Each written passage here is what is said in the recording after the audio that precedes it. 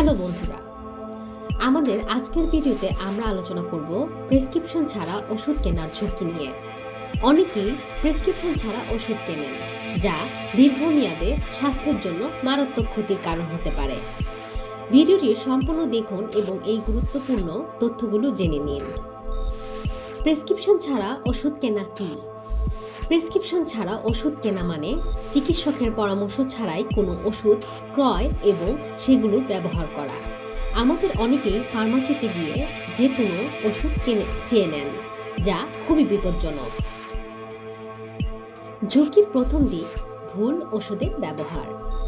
চিকিৎসকের নির্দেশনা ছাড়া ওষুধ নেওয়ার ফলে ভুল ওষুধ ব্যবহার করার সম্ভাবনা থাকে। উদাহরণস্বরূপ, ঠান্ডা জ্বরের জন্য অ্যান্টিবায়োটিক নেওয়া অনেকেই শুরু করেন, যা অপ্রয়োজনীয় এবং দীর্ঘমেয়াদে অ্যান্টিবায়োটিক রেজিস্ট্যান্সের ঝুঁকি তৈরি করে। ডোজ নিয়ে ঝুঁকি। প্রেসক্রিপশন ছাড়া ওষুধ কিনলে সঠিক ডোজ জানার সুযোগ থাকে না। বেশি ডোজ নিলে শরীরের বিভিন্ন অঙ্গ যেমন লিভার বা কিডনির ক্ষতিগ্রস্ত হতে পারে।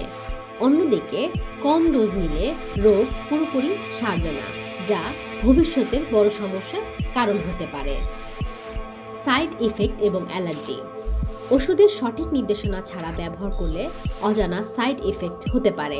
কিছু ওষুধের পার্শ্ব প্রতিক্রিয়া যেমন মাথা ঘোরা, র্যাশ, এমনকি গুরুতর অ্যালার্জিও হতে পারে। প্রেসক্রিপশন ছাড়া এই ওষুধগুলো বোঝা সম্ভব নয়। ক্রনিক রোগীদের জন্য ঝুঁকি। যারা ডায়াবেটিস, উচ্চ রক্তচাপ বা হৃদরোগে ভুগছেন, তাদের জন্য চিকিৎসকের পরামর্শ ছাড়া ওষুধ নেওয়া অত্যন্ত বিপজ্জনক।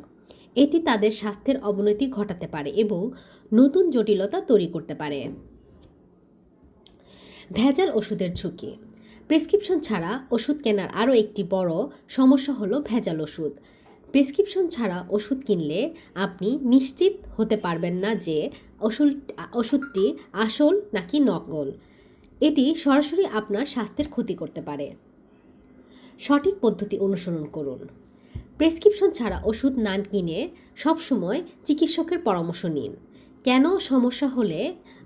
কোনো সমস্যা হলে ফার্মাসিস্টের সাথে কথা বলুন এবং ওষুধ সঠিকভাবে ব্যবহারের নির্দেশনা নিন। বন্ধুরা, প্রেসক্রিপশন ছাড়া ওষুধ কেনা স্বাস্থ্যের জন্য মারাত্মক ক্ষতির হতে পারে। আসুন নিজে সচেতন হই এবং অন্যদেরও সচেতন করি।